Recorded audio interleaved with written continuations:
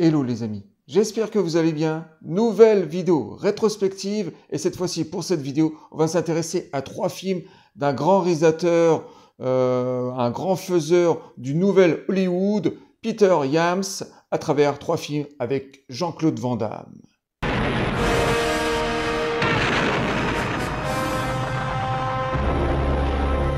Le grand Peter Hyams, un faiseur à Hollywood qui va avoir le succès dès les années 70. Alors Peter Hyams il est aussi bien à l'aise dans les grands films populaires que dans des productions beaucoup plus petites de cinéma de genre, bien sûr le cinéma qu'on adore tous.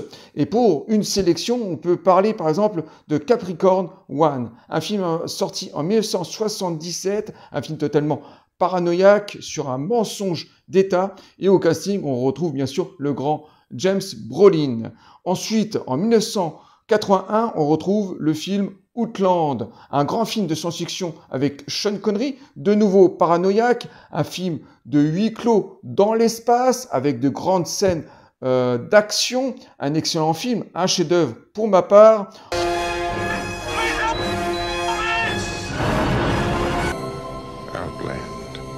Ensuite, je peux vous parler de La Nuit des Juges en 1983, un grand drame de guerre avec Michael Douglas, extrêmement touchant et poignant.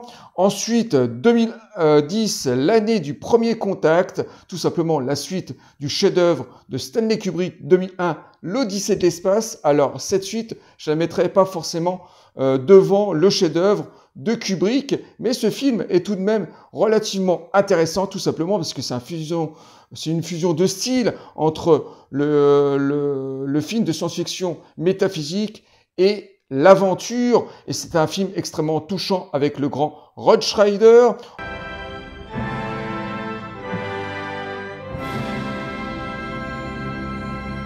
Ensuite, il y a le Seul témoin en 1990, qui est un film plutôt intéressant, mais sans plus pour ma part. Ensuite, La fin des temps en 1999, avec le grand Schwarzenegger, qui joue dans un film d'action extrêmement musclé, teinté de fantastique, un film que j'ai apprécié à l'époque et encore aujourd'hui, tout de même assez remarquable, que je vous conseille de découvrir. Ensuite, Présumé coupable en 2009, qui est un film plutôt sympathique, mais cette fois-ci, c'est plutôt le Peter Hyams, dans le style cinéma de genre à petit budget, sympathique sans plus. Et ensuite, on va finir par une série télé, Histoire fantastique, sortie en 1985, produit par Steven Spielberg. Dans cette série qui contient 2 saisons, il y a une multitude de réalisateurs de haute volée, surtout des années 80, comme Joe Dante, Robert Zemeckis, par exemple. Mais dans les acteurs, on pouvait retrouver Kevin Costner, on pouvait retrouver Clint Eastwood, le grand Christopher Lloyd, par exemple, de tête. Et Peter Hyams a réalisé un des épisodes, peut-être un des meilleurs de cette série. Alors, la série est un petit peu inégale. La première saison est plutôt réussie, la seconde, malheureusement, beaucoup moins. C'est une série quand même qui a marqué son époque et que j'adore particulièrement.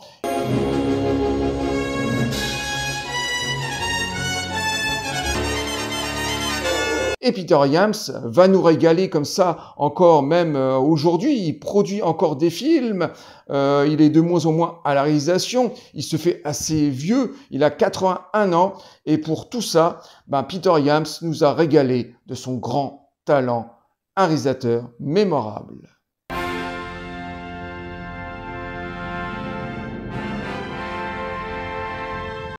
Time Cop, premier film et première collaboration entre Peter Hyams et Jean-Claude Van Damme. Faisons un petit récap. Jean-Claude Van Damme, dans les années 90, est une méga star. Tous les films qui sortent depuis 88, depuis Blue Sport, et des succès assurés dans les vidéoclubs et dans le cinéma de genre, films d'exploitation. Et bien sûr, les grands studios hollywoodiens vont commencer à s'intéresser à cette nouvelle star. Et même Universal va lui proposer dans cette période, à partir de 94, un gros contrat de 3 films avec un salaire mirobolant. Malheureusement, Jean-Claude Van Damme aura l'estomac plus gros, avec la tête qui a gonflé. Il réclame carrément le même salaire que des grandes stars de l'époque comme Stallone et Schwarzenegger. Il va s'embrouiller avec Universal sur les chiffres. Malgré ça, il va quand même tourner 2 films pour Universal. Tout d'abord, bien sûr, Time Cop, et l'année suivante, Mort subite. Vous êtes mort. Je crois que votre ambition vous perdra. Alors, Time Cop est un excellent film d'action fantastique, avec un message du voyage dans le temps. Alors, il y a beaucoup qui le considèrent comme un navet plutôt sympathique. Moi, je trouve que c'est un très bon film d'exploitation, extrêmement simple, certes, sur son histoire, mais d'une efficacité monstrueuse. Très cuté, parce que le film est assez court. Il fait à peine 1h30 si on retire les 5 minutes de générique de fin, mais c'est un film assez calibré. Et Peter Hyams nous donne une réalisation plutôt carrée, une photographie plutôt plaisante, énormément de scènes d'action assez rythmées, des effets spéciaux plutôt qualitatifs, même si certains ont un petit peu vieilli avec le temps, surtout vers la fin, et un casting plutôt réjouissant, même si les acteurs cabotinent énormément dans leur rôle. Pendant un homme. Tu connais Aaron McComb? Est presque au bout du voyage qui lui donnera la toute-puissance. Il va devenir président. On n'a pas besoin. Jean-Claude Van Damme a une coupe de cheveux extrêmement improbable dans ce film. Il a une coupe mulet, enfin voilà, une coupe typique des années 90. Et l'histoire, ben voilà, c'est une histoire de sénateur américain véreux qui veut remonter le temps pour devenir président, et en même temps, il y a une histoire d'amour qui tourne mal pour Jean-Claude Van Damme. Il a perdu sa femme, donc il essaye dans cette histoire comme ça de réparer le passé en faisant revivre sa femme. Enfin voilà, c'est une histoire extrêmement simple pour les années 90. Un retour vers le futur était passé par là, donc les films sur le thème du voyage dans le temps étaient plutôt classiques. Jean-Claude Van Damme.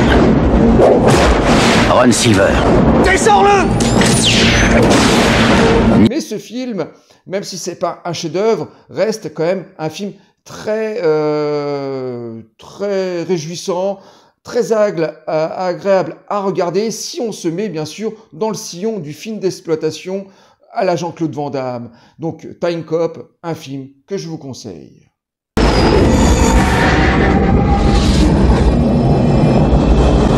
Mort subite, un film sorti en 1995, un an après Time Cop, deuxième collaboration avec Jean-Claude Van Damme. Alors, Mort subite est un excellent thriller d'action comme on en faisait dans les années 80 et 90. Une sorte de remake de Piège de cristal, une prise d'otage dans une patinoire. Alors, au niveau de l'histoire, on suit Jean-Claude Van Damme dans un rôle de pompier qui essaie de retrouver sa fierté après une catastrophe. Et le reste du scénario, c'est tout simplement une prise d'otage. On capture le vice-président pour faire chanter le gouvernement américain.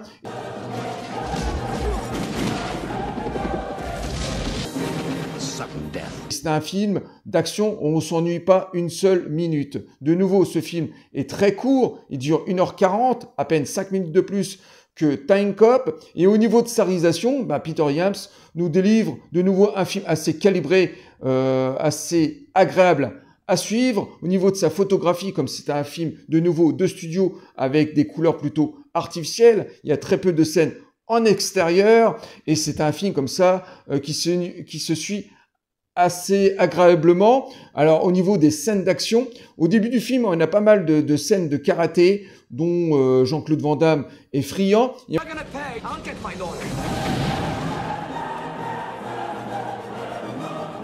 Et ensuite, dans la deuxième partie, ben, c'est plutôt, on bascule dans un scénario à tiroir avec des retournements de situation, avec beaucoup de scènes de gunfight.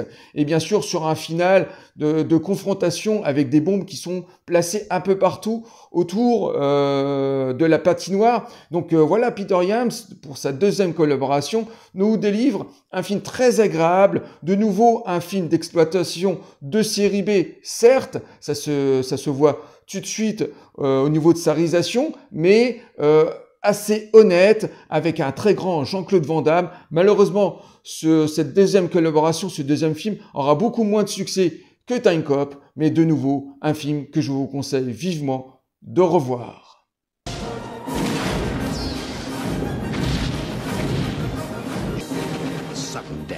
Et enfin, troisième et dernière collaboration, un film sorti en 2013, et ce film s'appelle Enemy Closer. Il faut dire une chose, c'est que ce film sort dans la période où Jean-Claude Van Damme avait perdu de sa superbe. Il travaillait essentiellement pour le marché de la vidéo. Il a tourné énormément de petites séries Z et de séries B. Et Enemy Closer est une sorte de film plutôt vintage qui nous rappelle bien sûr la grande période des films d'action, d'aventure, comme on en faisait dans les années 80 et 90.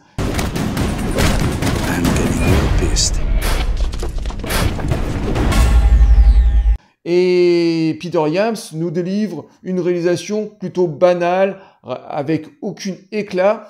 Au niveau de la photo, ben, c'est un peu pareil, hein, c'est des couleurs artificielles parce que c'est de nouveau un film de studio. Il y a très peu de scènes en extérieur. Comme le film se situe dans un parc naturel, il y a quelques plans larges qui ont été tournés en extérieur, mais ça représente très peu de scènes. Et au niveau de l'histoire, ben, on suit les désaventures d'un Rangers qui va être pris en otage par une bande de terroristes où Jean-Claude Van Damme interprète le rôle du chef. Alors, il est totalement disjoncté, il interprète un rôle assez comique, il est complètement fou, et c'est très agréable de retrouver un Jean-Claude Van Damme de cette période comme ça, dans un rôle, dans un double rôle comme ça, de personnage totalement décalé. Il nous joue un petit peu le Nicolas Cage à la sauce Van Damme, parce que Jean-Claude Van Damme, à cette époque-là, il était toujours premier degré dans ses films d'action et d'aventure. Et là, de voir un Jean-Claude Van Damme totalement décalé, eh ben, c'est très agréable. D'ailleurs, il va même poursuivre dans certains de ses rôles où il va apporter un ton comique et plutôt réjouissant.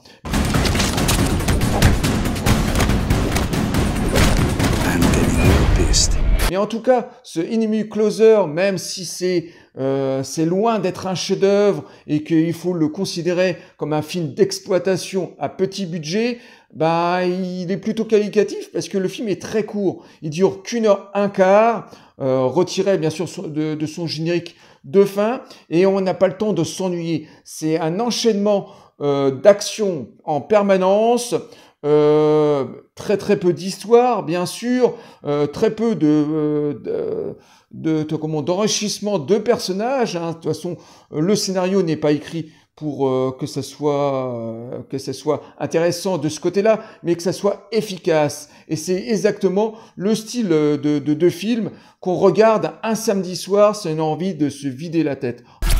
We hunt the Ranger. We kill the other guy. Clocks ticking. En tout cas, Enemy Mice est un film que je vous conseille de découvrir. Malheureusement, c'est un film très peu connu, mais vous allez voir que c'est plutôt agréable si vous aimez bien sûr les films d'exploitation des années 2000.